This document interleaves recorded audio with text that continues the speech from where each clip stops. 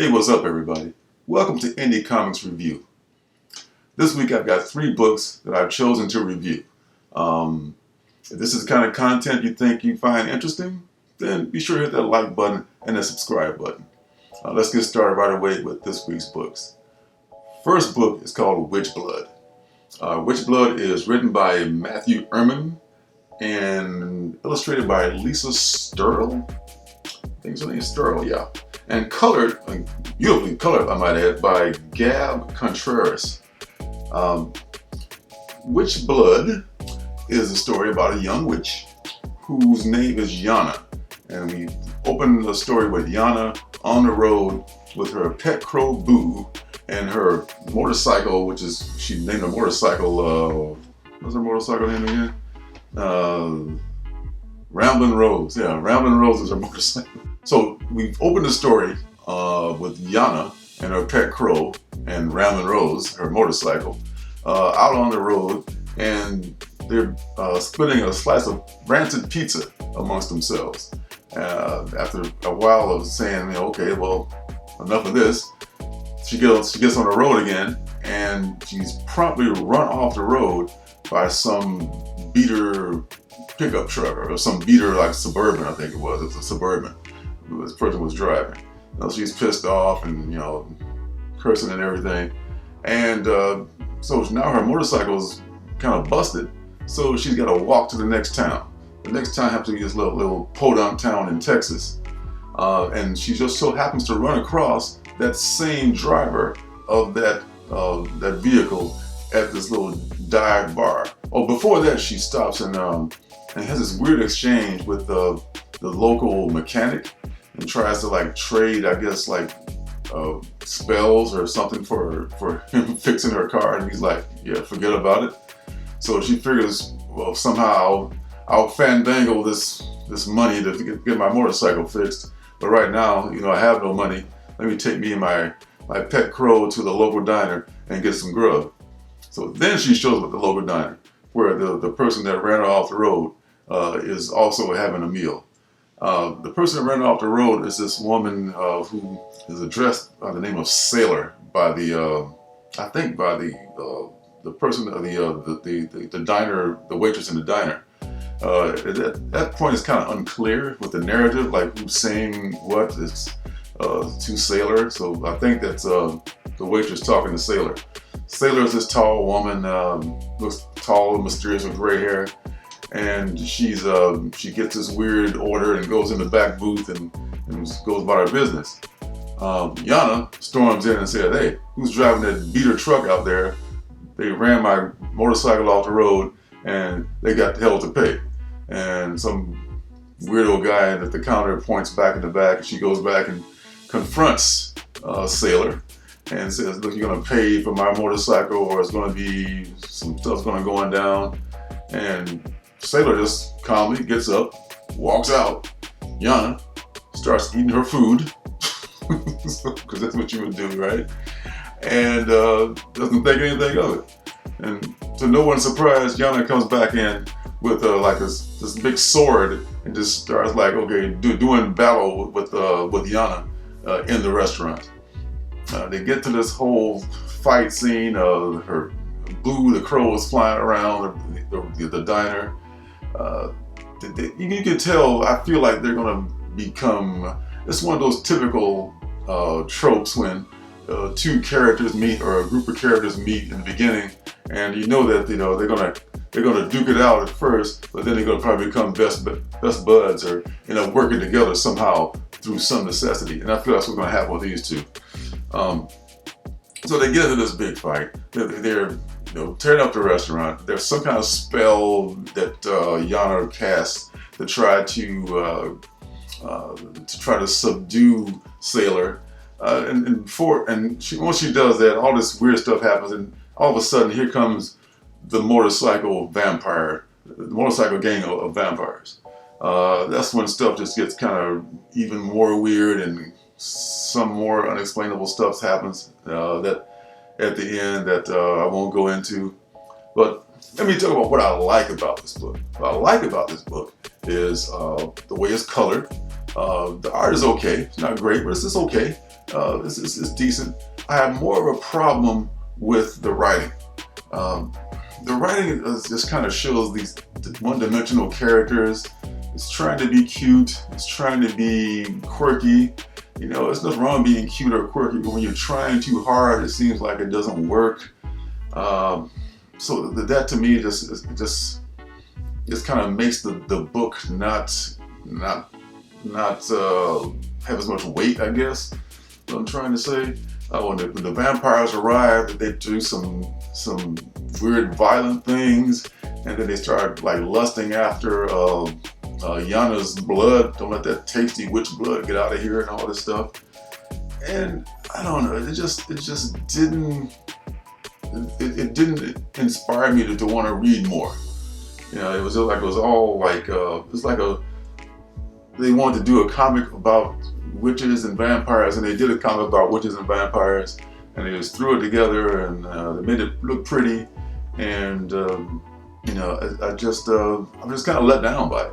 I thought it was like a really, when I first ordered it, I actually ordered it through previews, and when I got it, I think I ordered both covers and only got the one, but you know, it's a nice cover. I think they put more effort into the presentation of how it looks than how it's written.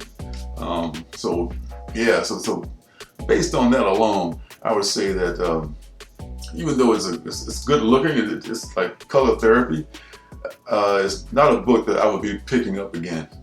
The next book is Shadecraft, and this is by Joe Henderson and Lee Garbett. This is from Image, and this book is about a young girl named Zadie Lou.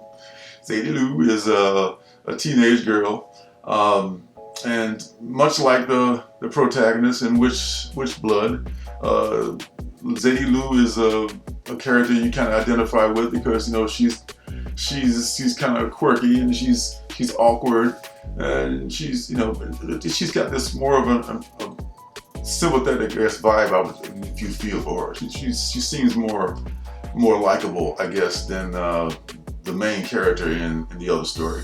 But Zadie Lou is walking home, and as the story begins, with one of her best friends. She only has 2 friends in school, and this is one of them.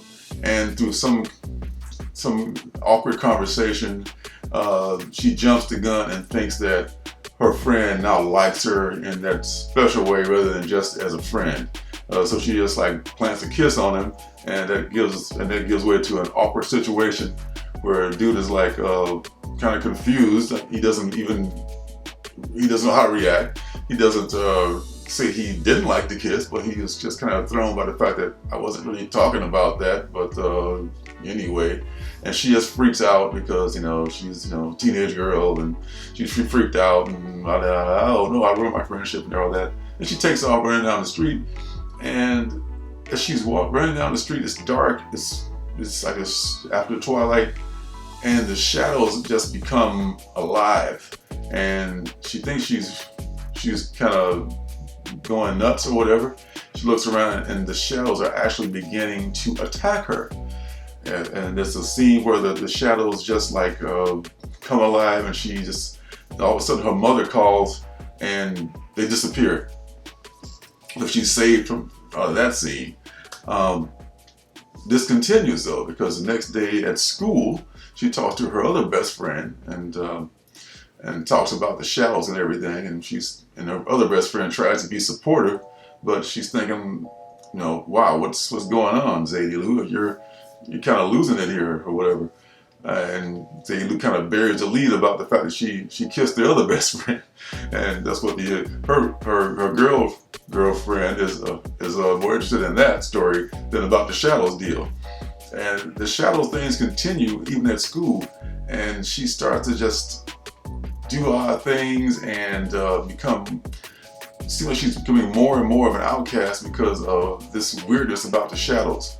The shadows are really becoming a big thing in her life. Plus, there's some stuff going on. There's some drama with her brother, who's been in a coma for I guess for some time.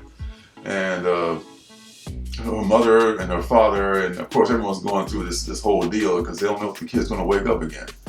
So in addition to like the normal traumas of being a teenager, she's got the thing with her brother, and she's got now this weird shadow thing going on. Well, and the thing about the shadows too, this book is so wonderfully, the way it expresses those shadows is really cool. I mean, Joe Henderson, the author, the writer, talked about how he wanted to make this. They had this other book called Skyward, I think it was. It was a really big success. Wasn't I never heard of it, but apparently it was successful. And I looked it up, and the artwork is great, and the story seems good too. I'd like to read that someday. But anyway, he said after that success, he wanted to follow it up with something that's worthy. And so the writer, excuse me, the artist, Garbutt. What was that again? Garbutt. Sorry, Garbutt.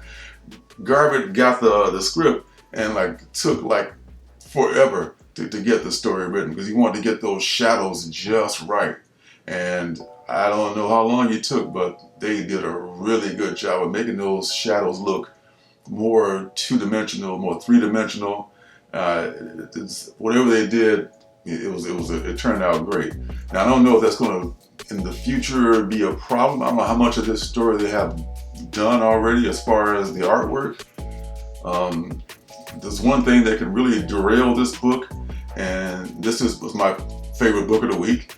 The one thing that could derail this book is if they fall behind and they start missing deadlines and the book doesn't come out for months. People forget about it, that kind of thing. But if they don't do that, this could be, I think, a pretty good story. It's one of those books that's been optioned before it came out even, so take that for what it's worth. The thing's starting to open up now. It's still going to be a while before anything that's optioned is actually produced. Goes into production and all that. But this is something to keep an eye on, and not just that, but just the story is referred. I mean, the character of Zadie Lou is cute. The writing is good. And the art is really good. So, option or no option, I do recommend Shadecraft. It is a very interesting book.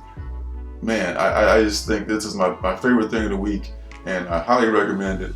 And I think you should definitely be reading Shadecraft. The last book is Beta Ray Bill from Marvel.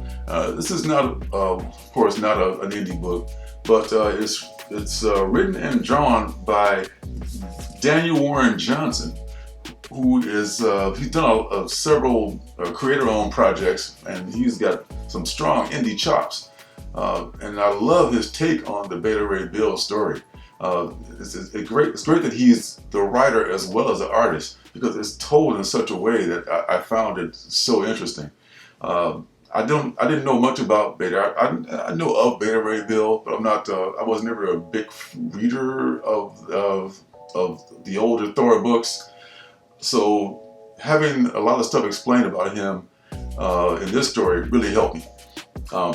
This begins, we show a little bit of how Bill got started. They flash back a little bit to his early years before he became wielding the guy that wielded the hammer of the Stormbreaker and all that, and then it flashes forward to Asgard in the present day. Asgard in the present day, Bill has arrived there, and he's still without his magical hammer. Now it's been destroyed by Thor, but there's a dragon. In fact, Fin Fang Foom, a King in Black infused Fin Fang Foom is headed to Asgard to raise hell, and there's nobody there to help protect it. So Bill jumps up and steps up, and he's going to be the guy he rallies the troops. Said, let's go, everybody. Lady Sif is there. Apparently, he used to kick it with Lady Sif at some point. I didn't realize that either. So him and Lady Sif have a history together.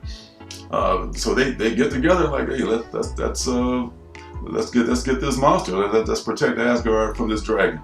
And man, Fin Fang Foom shows up. Fin Fang Foom is in rare form.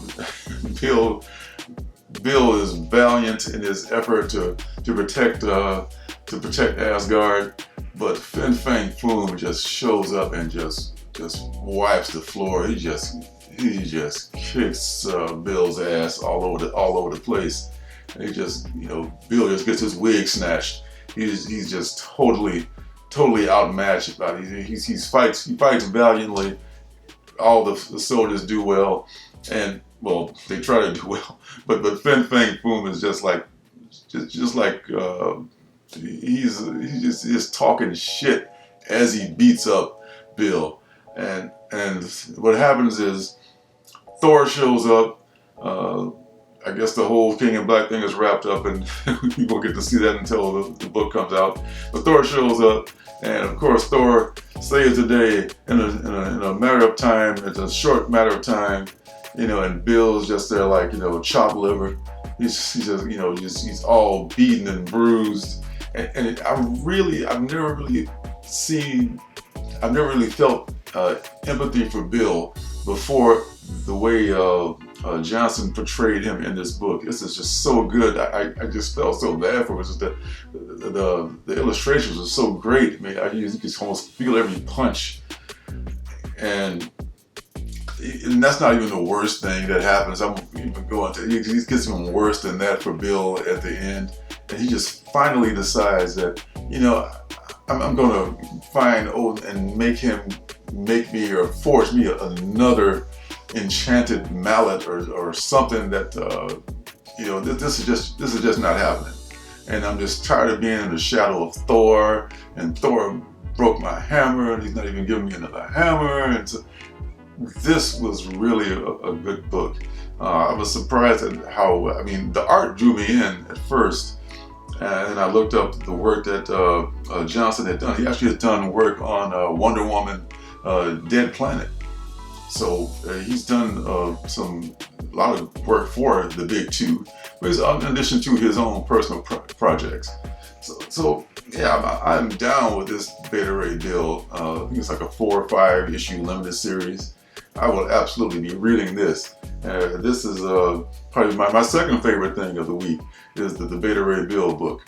So definitely check this out, folks. I think even indie people will enjoy this book just because the way it's written and drawn.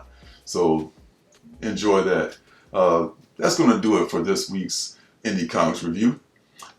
Be sure to hit that like button, hit the subscribe button, and hit the notifications button so you know when I'm making my next video. So until next time, folks, I'll see you in my next video. Hey, don't forget to subscribe and leave a thumbs up.